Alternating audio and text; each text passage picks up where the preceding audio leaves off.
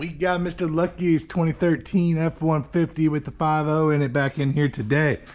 And boy, we are going to do something that I actually have never heard of, but it's been around for a while. So we are going to swap out this brake caliper here. I actually already did the one on the other side. If you're wondering why I'm holding a magnet, what I'm going to show you is that they have these things called phenolic brake caliper pistons now. So if you look here, the way you'll test this, and I think they use them on pretty much all of them, but maybe not.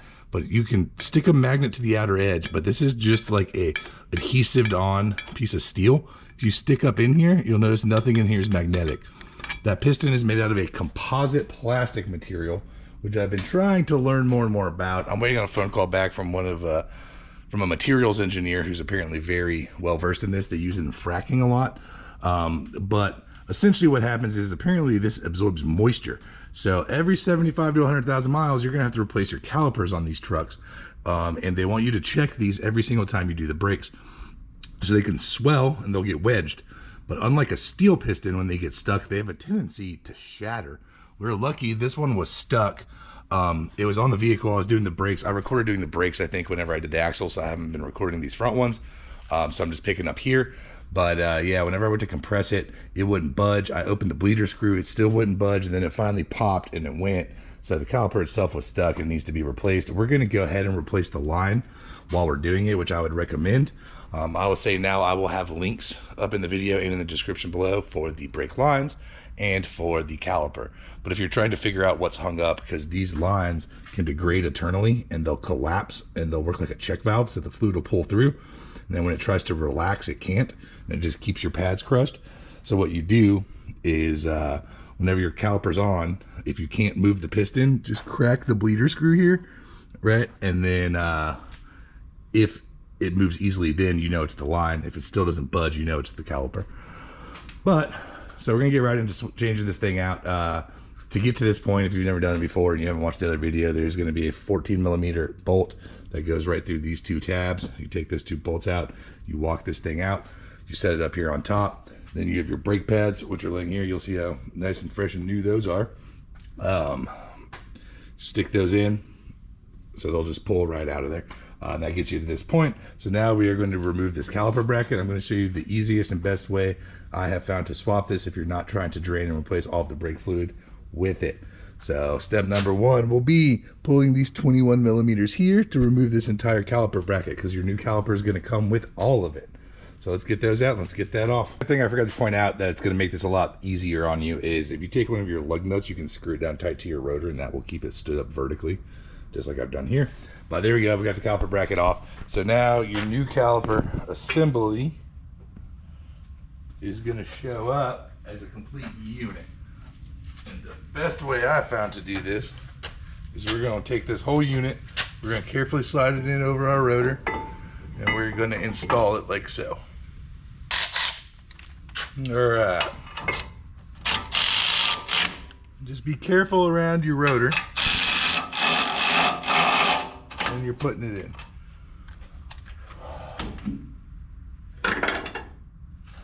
If you want to torque these caliper bolts, I'll put the torque on the screen now. This will be the final install on this bracket if you're doing it this way. So you can indeed torque them. We'll torque it at the end whenever I'm ready, just in case I need to take it off for some other silly reason. But yeah, there you go. We got our caliper assembly over our rotor and mounted in place. So what we're gonna do is we're gonna take this bolt out back here with the copper crush washers. We're gonna set this to the side. Oh, I dropped one. No. Then we're gonna take this 10mm out of the brake line holder right here. Just like so.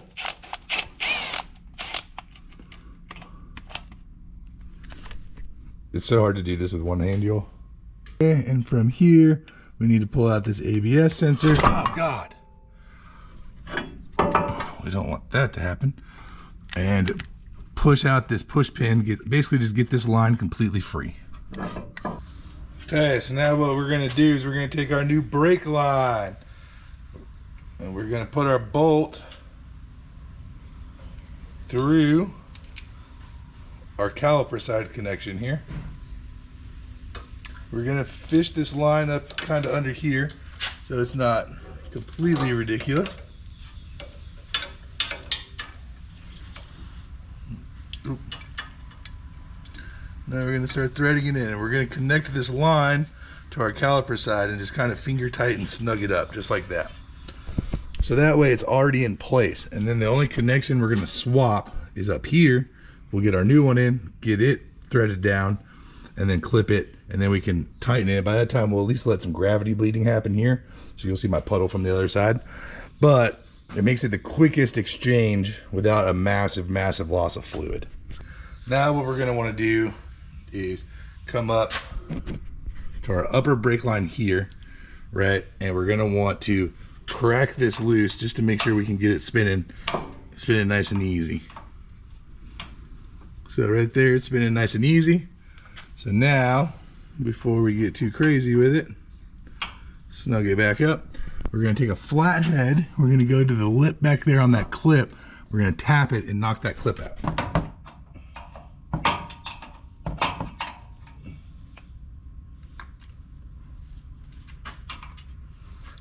And there we go.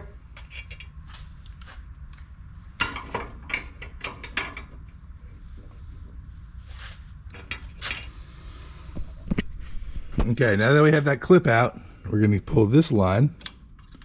We're going to swing it right. Oh, try not to bang it into too much stuff. We'll swing it right over here so it's kind of in position. We're going to unscrew this till it's all the way out. Then we can pull this line through, stick our new one up, thread it down, snug it up, and then we're ready to install our clip. That way that's the... All right, this line's out. Now we take our new line, we put it up through, we get it lined up, and we start threading it down. All right, so now all we gotta do is put our clip in here. We'll make sure this is nice and tight and this is nice and tight. Then we'll put our bracket up here, button everything up, and then I'm gonna take brake cleaner and clean all this brake fluid off that I can here.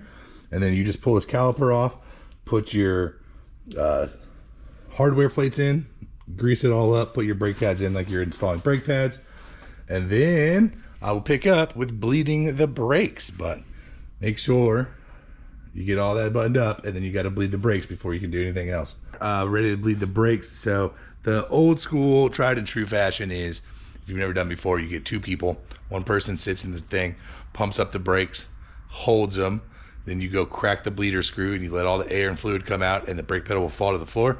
You tighten it, you have them pump it up again. There's lots of yelling back and forth, lots of communication. You just keep pumping them up and holding it till when you crack it, no air comes out. But if you're by yourself and you want a nice investment, this is called a motive power bleeder. So you'll see it comes with an adapter for pretty much any brake style reservoir that has a seal on it. You hook this up. This is full of .4 brake fluid, which is backwards compatible with .3. So I just always use .4. Now we're just gonna take this puppy and we're gonna hand pump this up. We're gonna build up about 20 PSI of pressure. And then all I gotta do is raise the vehicle up, walk under there, crack the bleeder screws. All the air will get pushed out, and nobody has to be sitting in there pumping it up and cracking and pumping it up, cracking. You can actually do it in like one foul swoop. What I like to do if I replace the calipers, I'm gonna start on that far one over there. We'll crack it until there's no air, and then we'll crack this one. Then I'll recharge, and then I'll go to the back tires and we'll do like a normal bleed. Back left, back right, front right, front left. Did I say that right? I think I said that wrong. You want passenger rear, driver rear, passenger front, driver front. So you start the furthest from the master cylinder and you work your way up. But right now, we are sitting at about 15 PSI. I'm gonna take this puppy up to almost 20. There we go, that's good for me. Now I can raise it up, slide under here, and then I'll show you what it looks like when I crack the bleeder screw. These rebuild these things, they should have to tell you if they changed the fastener size. It's a 3/8, they made it American. All right. I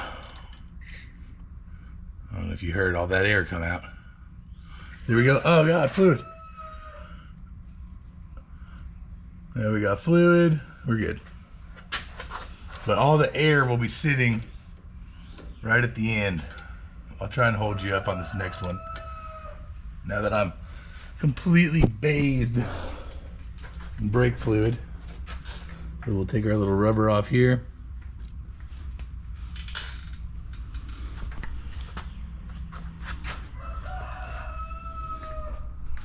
Now listen, once we crack it, it'll,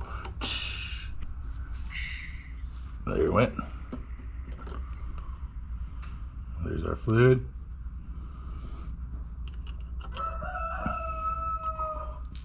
Just like that. Boom. Now, we're good.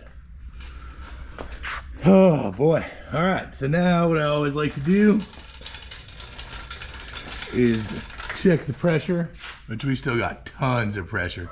So I'm gonna go do the backs and then come back through to these ones, make one more pass, and then we're good to pump the brakes up and test it out. All right, there you have it. Brakes are all bled. So now at this point, all you want to do is you want to make sure you relieve this pressure. So I always unscrew this cap and we'll just relieve the pressure there, just like so. And then you will want like a turkey baster or something, because the one downside to this setup is it leaves the brake reservoir as full gets.